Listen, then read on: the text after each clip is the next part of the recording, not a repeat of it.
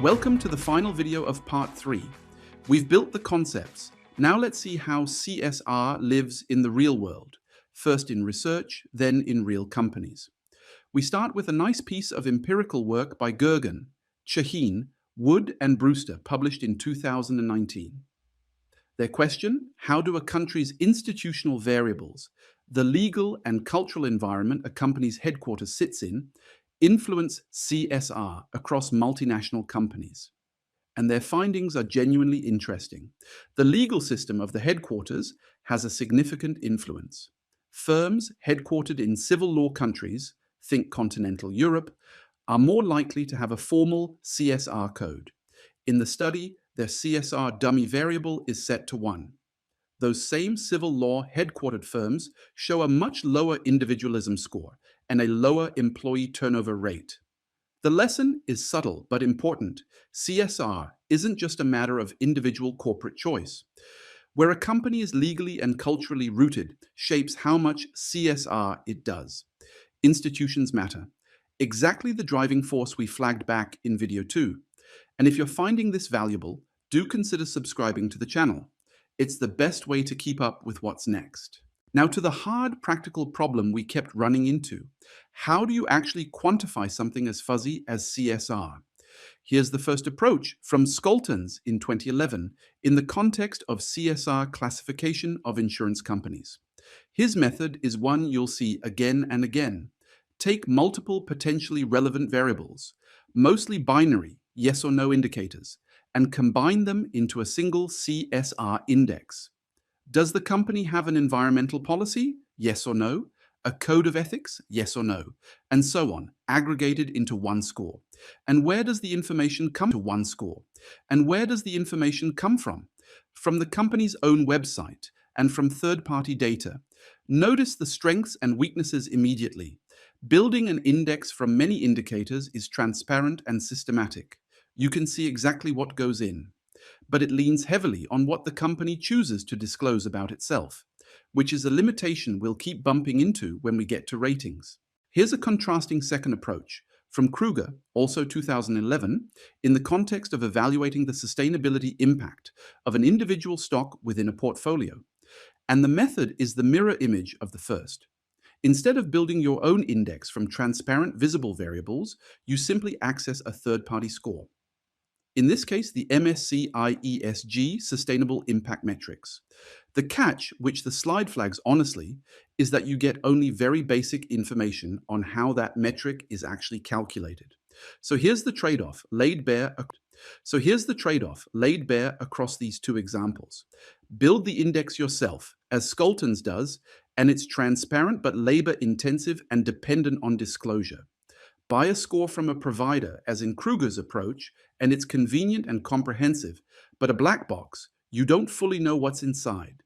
That tension between transparency and convenience, between doing it yourself and trusting a rater, is one of the central problems of this whole field, and we'll return to it head-on when we reach ESG ratings.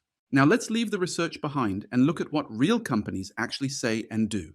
Starting with AXA, the global insurer, drawing on its 2023 material. For AXA, CSR isn't a side project. It flows directly from what the business is. As an insurer, AXA's core purpose is protection, protecting people and assets against risk. So when it frames its corporate responsibility strategy around promoting social stability and economic growth, that's not a stretch. It's the natural extension of the insurance business itself. Think about what an insurer fears most: large, systemic, correlated risks, and climate change is exactly that. A world of worsening floods, storms, and heat waves is a world that is fundamentally harder and eventually impossible to insure. So for a company like AXA, taking environmental and social risks seriously isn't philanthropy layered on top of the business. It's self-preservation. The economic and the ethical layers of our pyramid fuse together. Next, Deutsche Bank, again from its 2023 material. Here we move from insurance to banking, and the responsibility takes on a different character. A bank's core function is allocating capital, deciding which projects, companies, and industries get financed and which don't. And that gives a bank an enormous, if indirect influence, on sustainability, because the money it lends and arranges shapes what actually gets built in the real economy. So when Deutsche Bank frames responsibility as central to what it does, the substance lies in questions like, which sectors will it finance, and on what terms? Will it fund fossil fuel expansion or steer capital toward the transition? This is the beginning of a theme that becomes huge later in the course. The idea that finance isn't a neutral bystander to sustainability, but one of its most powerful levers.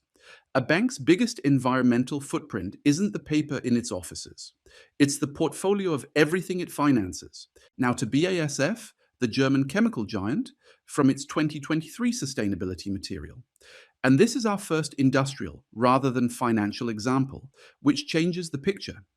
BASF is a manufacturer operating at vast physical scale. So for a chemical company, sustainability is woven directly into production itself. We're talking about energy consumption, raw materials, emissions, water, waste, and the safety of the products themselves. Where a bank's footprint is indirect, through what it finances, BASF's is direct and physical. It's in the plants, the pipelines, and the chemistry. That means for a company like this, CSR can't be a communications exercise.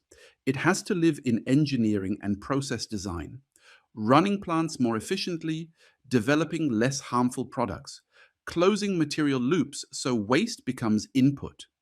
It's the environmental layer of our pyramid at industrial scale, where the numbers are measured in tons and megawatts.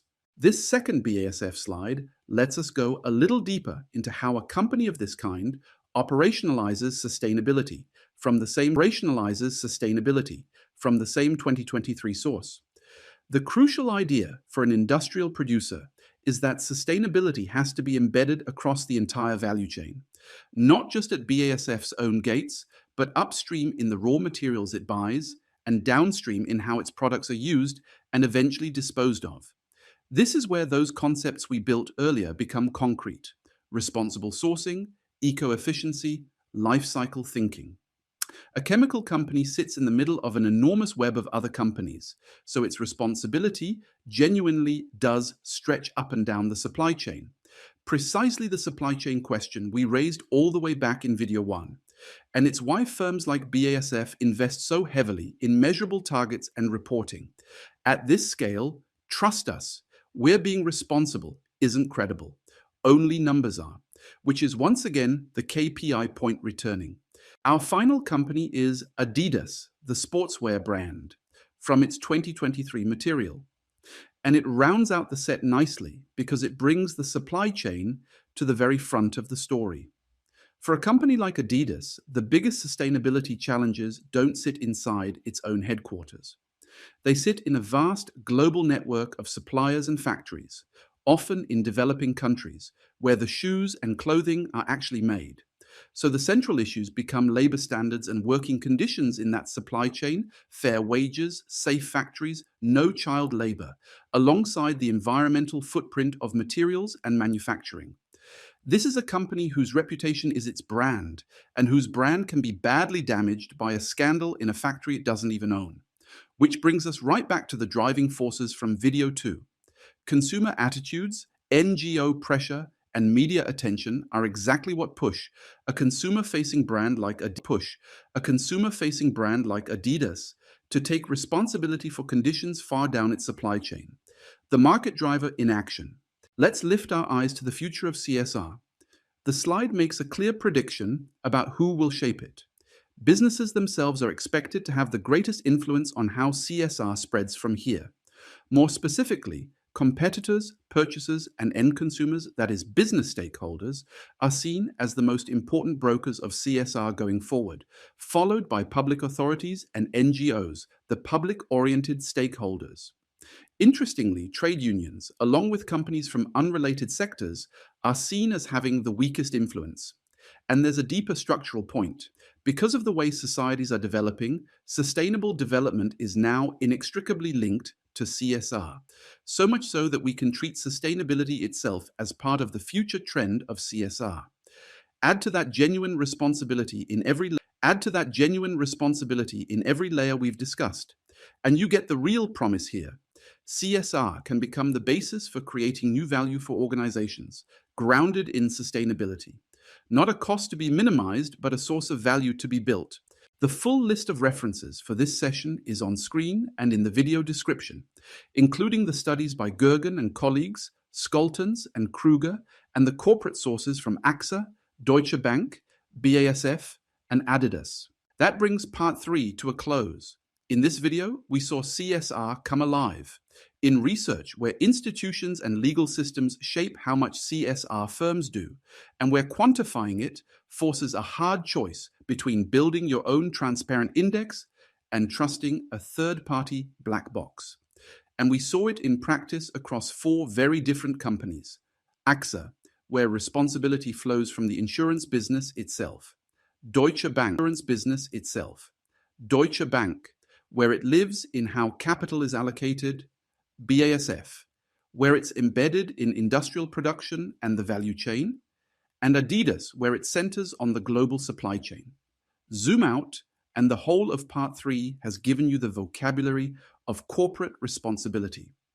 Its definitions, dimensions, strategies, driving forces, costs, benefits, and real-world faces. But we ended again and again on the same unresolved problem: measurement. How do you actually put a number on responsibility? That is exactly where we go next, in part 4, CSR measurement. See you there. And that's a wrap for today. Thank you so much. If you enjoyed the video, consider subscribing so the next one finds you. And to close, should you want to go deeper into this field, our undergraduate and graduate degrees here in Leipzig are open to you. It's a vibrant city to study in, and we would be delighted to welcome you in person.